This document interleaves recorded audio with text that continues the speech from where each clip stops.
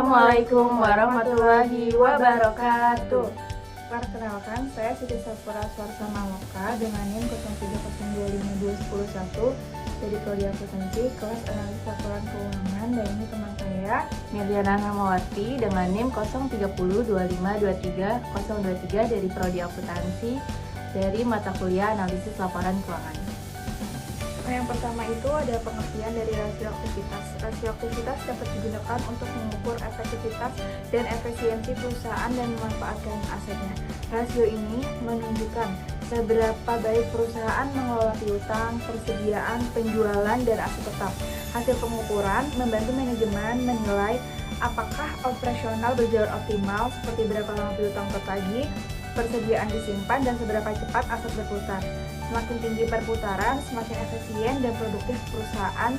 Rasio ini juga menjadi dasar evaluasi dan perbaikan kinerja tercapai keseimbangan antara penjualan dan aset yang digunakan.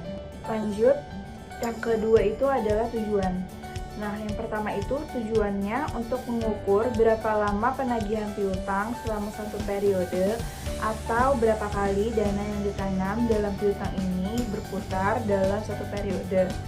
Yang kedua, untuk menghitung rata-rata penagihan piutang atau days of receivable, yang dimana hasil perhitungan ini menunjukkan jumlah hari, berapa harinya piutang tersebut rata-rata tidak dapat ditagih, menilai berapa kali piutang berputar dalam satu periode. Yang ketiga, untuk menghitung berapa hari rata-rata sediaan tersimpan dalam gudang.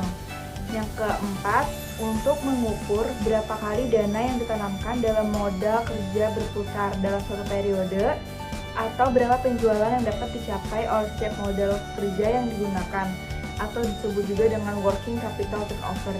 Yang kelima, untuk mengukur berapa kali dana yang ditanamkan dalam aktiva tetap berputar dalam suatu periode. Dan yang terakhir, untuk mengukur penggunaan semua aktiva perusahaan dibandingkan dengan penjualan. Selanjutnya ada manfaat. Yang pertama dalam bidang piutang, yaitu perusahaan atau manajemen dapat mengetahui berapa lama piutang ditagih dan berapa kali piutang berputar dalam satu periode. Yang kedua dalam bidang sediaan, yaitu manajemen dapat mengetahui rata-rata hari sediaan tersimpan di gudang lalu dibandingkan dengan target atau rata-rata industri serta periode sebelumnya. Yang ketiga dalam bidang aktiva dan penjualan, manajemen dapat mengetahui berapa kali aktiva tetap berputar dalam satu periode. Yang keempat, ada dalam bidang modal kerja dan penjualan, yaitu manajemen dapat mengetahui berapa kali modal kerja berputar dan seberapa besar penjualan yang dihasilkan dari modal kerja tersebut. Dan yang terakhir itu manfaat lainnya untuk memberikan informasi tambahan bagi manajemen untuk evaluasi dan pengambilan keputusan. Selanjutnya ada jenis-jenis rasio aktivitas. Yang pertama itu ada receivable turnover, yaitu perputaran piutang. Itu untuk mengukur berapa kali piutang berputar dalam satu periode. Yang kedua ada days of receivable, yaitu hari rata-rata penagih piutang. Itu untuk menghitung rata-rata hari piutang tertagih. Yang ketiga ada inventory turnover atau perputaran sediaan. Itu untuk mengukur seberapa cepat sediaan berputar menjadi penjualan. Yang keempat ada days of inventory, itu hari rata-rata penagihan sediaan. Itu untuk menghitung rata-rata hari sediaan tersimpan di gudang. Yang kelima ada working capital turnover, itu adalah perputaran modal kerja. Itu untuk mengukur seberapa besar penjualan yang dihasilkan dari modal kerja. Yang keenam ada fixed asset turnover, itu perputaran aktiva tetap, yang dimana untuk mengukur seberapa efisien aktiva tetap menghasilkan penjualan. Dan yang terakhir ada asset turnover atau perputaran aktiva, itu untuk mengukur penggunaan seluruh aktiva untuk mendukung penjualan. Selanjutnya di sini saya akan menjelaskan tentang perputaran piutang atau receivable turnover. Perputaran piutang adalah rasio yang menunjukkan seberapa cepat piutang ditagih dalam satu periode. Semakin tinggi nilainya, semakin efisien perusahaan dalam menagih utang. Rasio ini dihitung dengan membagi penjualan kredit dengan rata-rata piutang. Rumusnya itu adalah receivable turnover, yaitu net credit sale dibagi average net trade receivable.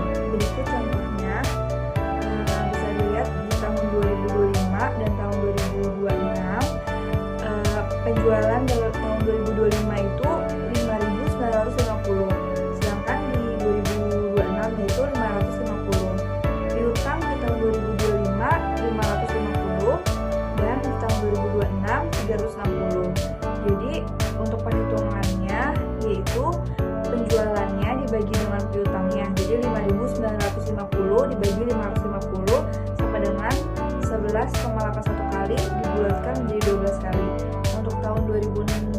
26-nya 5.050 dibagi 360, hasilnya 15,41 kali dibulatkan menjadi 15,5 kali.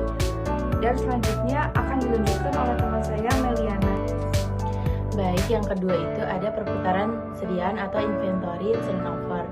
Perputaran sediaan ini merupakan rasio yang digunakan untuk mengukur berapa kali dana yang ditanam dalam sediaan atau inventory, dan ini berputar dalam suatu periode.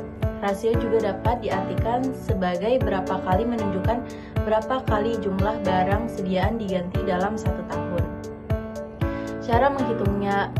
Cara menghitung rasio perputaran itu dibagi menjadi dua.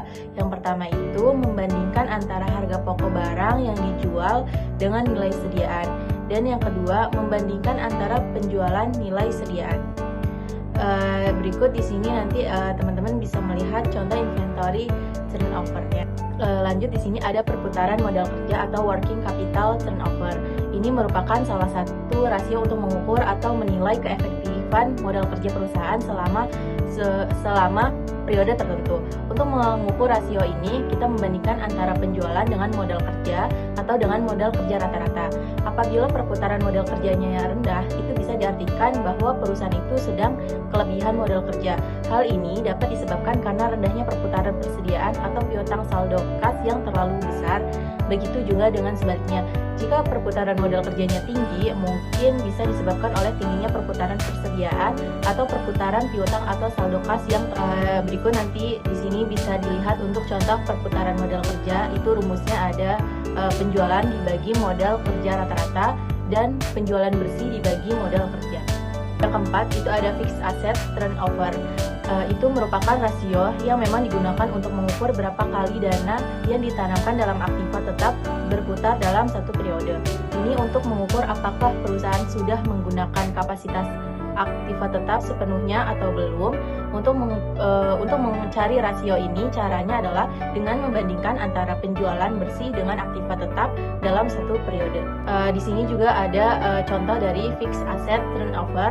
Dan perputaran aktiva di tahun ini 2005 itu sebanyak 2,5 kali. Artinya setiap 1,00 aktiva tetap dapat menghasilkan 2,5 penjualan. Yang kelima itu ada total asset turnover. Itu merupakan rasio yang memang digunakan untuk mengukur perputaran semua aktiva yang dimiliki perusahaan dan mengukur berapa jumlah penjualan yang diperoleh dan tiap rupiah aktiva. Nah, di sini contohnya nanti ada total asset turnover-nya itu penjualan dibagi dengan total aktiva. Contohnya total asetnya itu 5.950 dibagi dengan 4.200, hasilnya 1,416 kali, atau kalau dibulatkan itu menjadi 1,42. Nah, nanti di sini juga ada komponen laporan keuangan. Itu contohnya seperti pada tahun 2005 dan tahun 2006 penjualannya itu 5.950 dan 5.500 pada tahun 2006 itu 5.550. Total aktiva tetap pada tahun 2005-nya itu 4.200 dan pada tahun 2006 itu sebesar 4.000. Total aset turnover-nya itu dibagikan 5.950 dibagi dengan 4.200 sama dengan 1,416 kali, atau bisa dibulatkan 1,4 kali. Nah, di sini penjelasannya itu perputaran total aktiva tahun 2005 itu sebanyak 1,42 kali. Setiap 1,00 aktiva tetap dapat menghasilkan 1,42 penjualan. Perputaran total aktiva tahun 2006 itu sebanyak 1,4 kali. Setiap 1,00 aktiva tetap dapat menghasilkan 1,4 penjualan. Nah, ini merupakan kondisi perusahaan menggambarkan perusahaan tidak stabil karena terjadi penurunan rasio dari tahun 2005 ke 2006. Kemudian jika dibandingkan dengan rata-rata industri untuk total aset turnover-nya itu yaitu 2 kali, berarti perusahaan belum mampu memaksimalkan aktiva yang dimiliki perusahaan. Juga dapat diharapkan untuk meningkatkan lagi penjualannya atau mengurangi sebagai aktiva yang kurang produktif. Di sini yang D itu ada hasil pengukuran. Nanti bisa dilihat di tabel ini hasil pengukuran. Receivable turnover perputaran piutang tahun 2005 ke tahun 2006 itu meningkat, yaitu 12 kali menjadi 15,5 kali. Ini menunjukkan semakin baik karena modal kerja yang tertanam semakin kecil. Sementara itu, rata-rata industri sebesar 15 kali, yang berarti peningkatannya terjadi melebihi rata-rata industri. Rasio days of receivable juga baik untuk tahun 2005 selama 34 hari dan 2006 selama 25 hari. karena kurang dari 60 hari. Artinya, perusahaan ini mampu melakukan penagihan secara cepat atau tepat waktu. Namun, sebagai pembanding, perlu terlebih dahulu dilihat syarat-syarat kredit yang diberikan, apakah 2/10 net 30 atau 2/10 net 60. Jika syarat yang pertama berlaku pada tahun 2005, kelebihan atau melebihi tanggal jatuh temponya 1 hari. Namun apabila syarat yang kedua berlaku, hari rata-rata penagih piutang dapat dikatakan cukup baik. Yang ketiga itu ada rasio inventory turnover, terlihat terjadi penurunan 24 kali pada tahun 2005 dan turun 18 kali di tahun 2006. Sementara itu, rata-rata industri untuk inventory turnover-nya adalah 20 kali. Maka perusahaan dikatakan menurun pada 2006 karena di bawah rata-rata industri. Untuk rasio working capital turnover-nya itu terjadi sedikit kenaikan dari tahun 2005 ke tahun 2006, yaitu dari 3,7 menjadi 4,2 kali. Jika rata-rata industri working capital turnover-nya adalah 6 kali, rasio perusahaan ini untuk tahun 2005 adalah 3,7 kali dan tahun 2006 itu 4,2 kali. Ya, artinya itu kurang baik karena masih di bawah rata-rata industri. Untuk rasio fixed asset turnover-nya itu terjadi penurunan di tahun 2005 sebesar 2,5 kali, turun di tahun 2006 menjadi 2,2 kali. Kedua rasio ini memang kurang baik karena masih di bawah rata-rata industri. Artinya penggunaan aktiva oleh perusahaan kurang efisien dibandingkan dengan perusahaan lain. Sementara itu, untuk rasio total asset turnover-nya itu terjadi penurunan di mana semula tahun 2005 sebesar 1,42 kali, turun pada tahun 2006 menjadi hanya sebesar 1,4 kali. Sementara itu, rata-rata industri total asset turnover-nya itu adalah 2 kali, maka rasio perusahaan itu beroperasinya itu kurang baik. Artinya perusahaan menggunakan aktiva kurang efisien dibandingkan dengan perusahaan lain. Sekian presentasi dari kelompok 8. Terima kasih. Wassalamualaikum warahmatullahi wabarakatuh.